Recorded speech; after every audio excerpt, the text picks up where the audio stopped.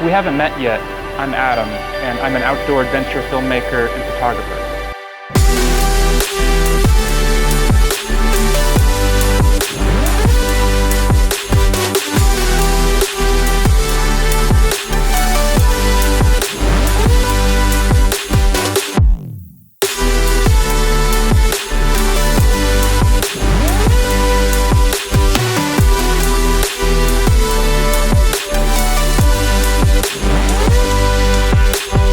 Welcome to my home. Today I'm going to give you my first real tour of my van. So a little bit of backstory about this van. I bought it about 4 months ago in Los Angeles, and one of the reasons why I wanted to do van life and live in a van is not because it's easy, but I wanted to have a lot more freedom and travel and not really be tied down to any one location. When I first got this van, it definitely needed some work. There were old metal shelves because it used to be an electrician's van. The floor smelled really bad, and anytime you drove down the road and there was just the slightest bump, it made all kinds of rattling noises. It's come a long way. So I got to work and I installed 3 different layers of insulation in this. The first is a Reflectix layer. It's like that little Reflectix layer that you would put in houses. It creates like this little vapor barrier. The second layer is just normal foam insulation like you would put into a house. And the third layer is called Thinsulate.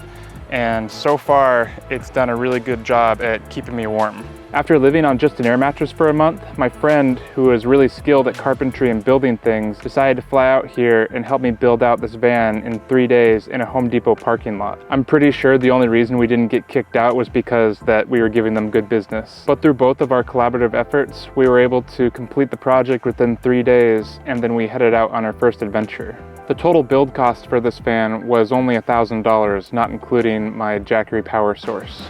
The van itself is just a standard 2010 Chevy cargo van. It's a V8 engine that takes regular gas and also flex fuel whenever it's available, and sometimes that can be few and far in between. The 2 main reasons I decided to get this van was for stealth and affordability. The van only cost me $13K, which is a pretty good deal considering Sprinters are way more. Of course, I had to sacrifice the idea of being able to stand up in my van, but with my height being 6'5", even in a Sprinter I'd have to duck. I was more than happy of getting this kneeling van. It's a kneeling van. It's really not that bad. You get used to it after a while.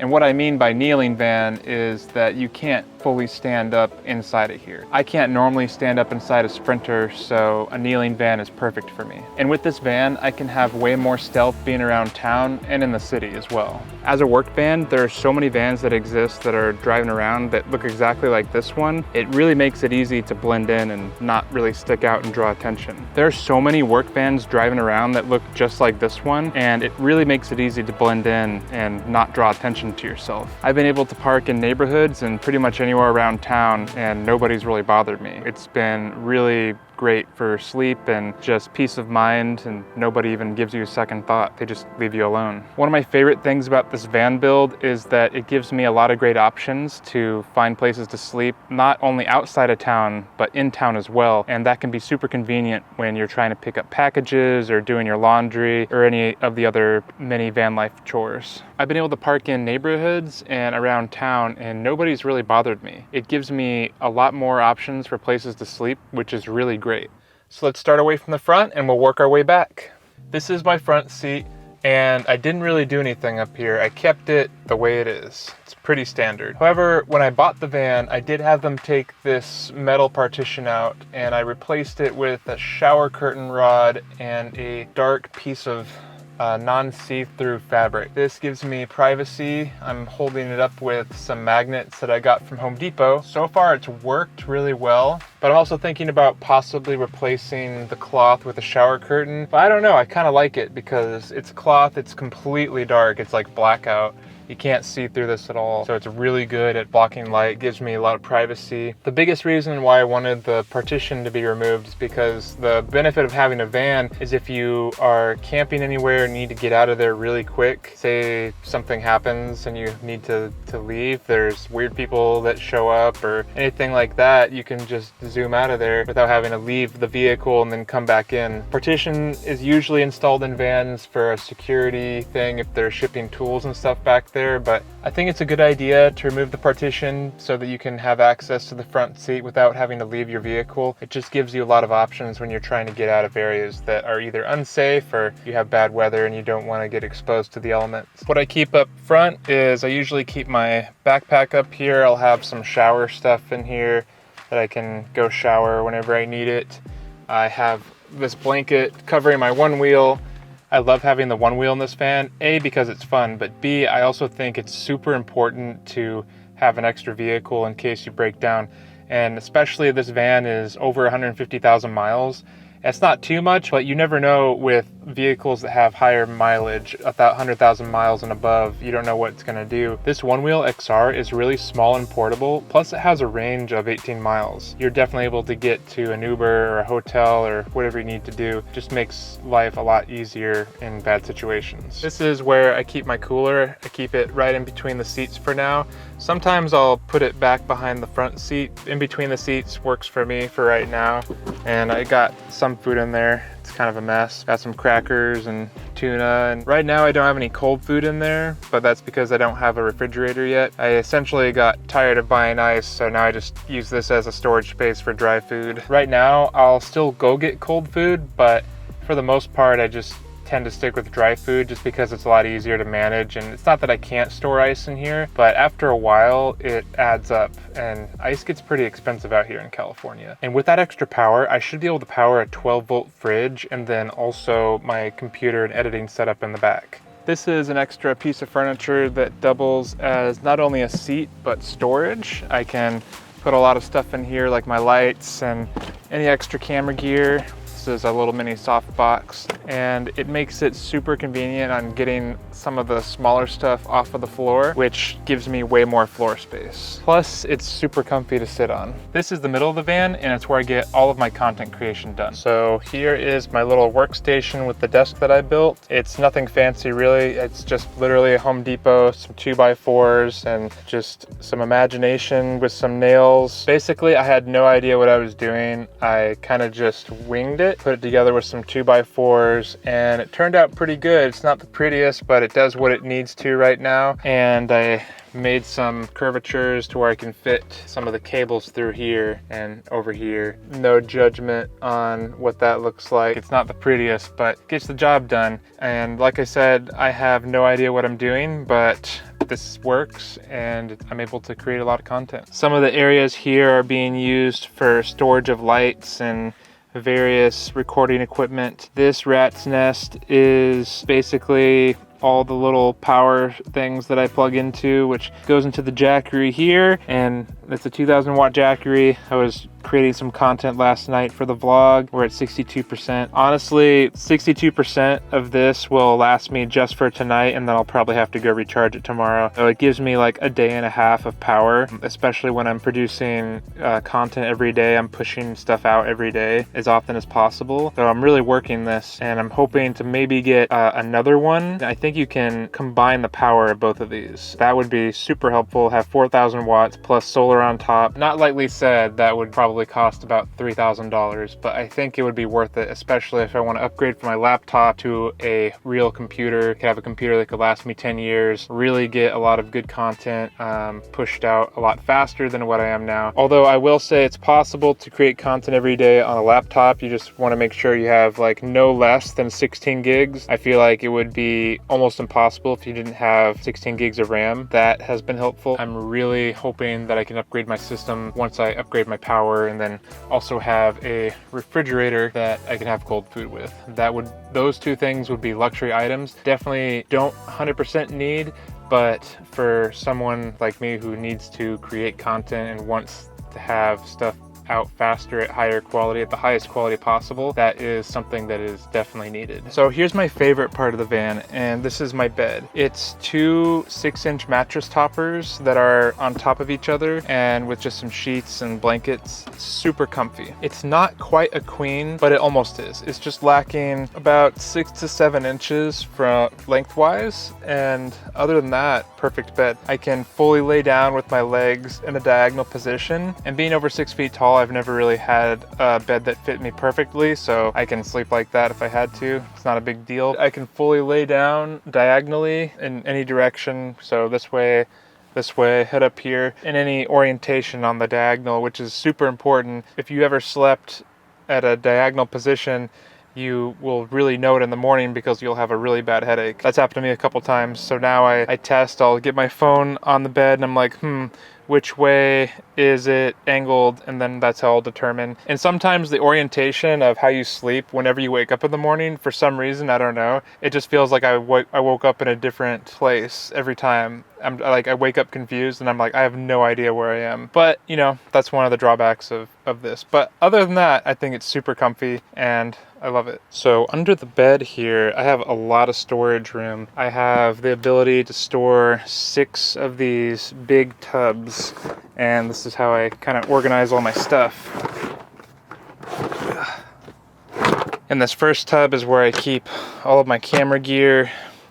Just have all sorts of camera gear, bags, extra lenses, and my gimbal right here. I'll be completely honest, I'm still downsizing. Probably half this stuff I could get rid of or sell. Yeah, I got some work to do. Here I just kind of have my clothes just freely existing. Eventually I'm gonna have a better system, maybe like a little drawer or, you know, some kind of better organization to have access to this. And now we've reached the back of the van, and to finish up, this is more of my storage. I keep my paper towels. I also keep my Coleman 2-burner stove, and this is really nice to cook on. I can just take this out. This flips up into a little table that I can cook on.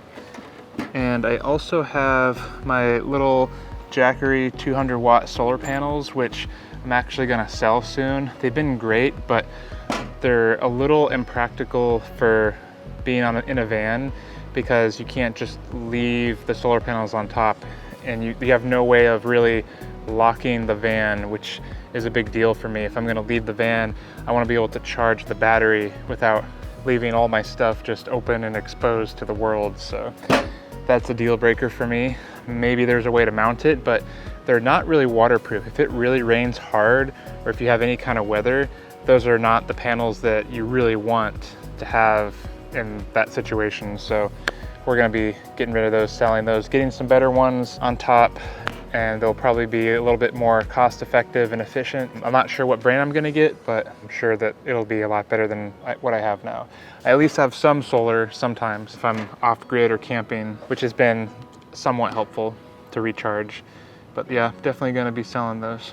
I keep about 4 to 5 gallons of water at any given time. In this van build, I didn't include large water tanks. I think eventually I'm gonna be getting like a bigger water tank that I can maybe stow up at the front, at the bottom or something. Or maybe back here, I can design something that can hold water up this way, because it has to be thin enough to fit when I close the doors. So I'm sure that I can figure something out, something portable like that. This is my Coleman 2-burner stove, and this is really good for cooking. I can just put it right on here, and I have a little mobile kitchen. The stove comes with these little Coleman gas canisters. These gas canisters come in a 2-pack, and I've cooked with these a lot, and I haven't run out of the first one yet. So really good. Highly recommend to pick something like this up to cook on if you don't have a integrated system with like a kitchen inside. But for something cooking out the back here, it's pretty easy, simple solution, and really efficient. And these last 2 containers up here, I just keep my kitchen stuff. So I got a pot, a couple plates, and a little frying pan, some extra miscellaneous food. You know, I have a little bit of extra toiletries in here that I haven't used, I can always grab. Just spare dry food that I couldn't fit up front, and my other gas canister. Some knives, just miscellaneous things here and there. I'm still figuring out a really good organization system for all of this stuff, and I've only been living in my van for 4 months, so I'm still figuring out and dialing it in exactly what I need on a day-to-day basis. But it has gotten much better from when I first moved in here on my air mattress. That was a lot of fun. It makes me greatly appreciate for everything that I have right now. Now, I want to talk about some of the things that I think I'm lacking right now in this van. One of the first things that come to mind is maybe a cassette toilet or maybe a little mini composting toilet. I'm not sure if I have enough room for that, but it would be nice to have that as a backup in case of an emergency. You never know if you're sick or something and you don't really or can't really leave your van to use the restroom. Having something like that in the future would definitely be a huge improvement to this van. One of the biggest improvements I think that would help me with this van is if I got permanent on top solar panels. I would be super happy if I got somewhere between 600 and 800 watts on top of here.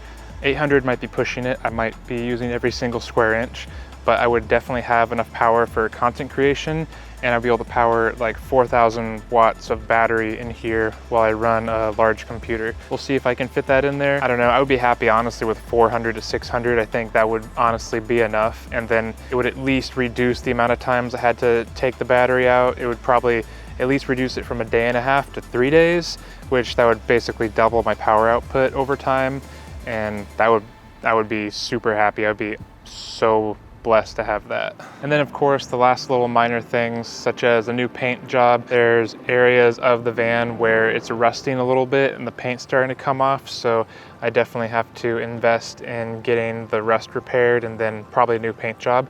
The bright side is if I want to paint a different color, then I totally can. If I decide to take this van and change it to black or green, something like that, I think it would be really cool with like green and little forest decals. I don't know, let me know what you guys think down in the comments below. What do you think I should do with the paint job? Overall, I'm extremely happy with how the van build turned out, and by no means is this van build absolutely perfect. If I had to go back and do this whole thing over again, I would definitely change some things the way I did them. But this just goes to show you that you don't have to wait for the perfect moment to go and do something, to go achieve your dreams or whatever it is that you want to do. You can start and just do with what you have, and you don't really need much. I've been living in this small little van for the last 4 months, and it's honestly been some incredibly magical moments, some struggle moments, but most of them have been very positive, and it's definitely a decision that I'm happy with. If you like this video, please consider subscribing to my channel and check out this next video over here where you can check out my very first adventure in this van. I'll see you over there.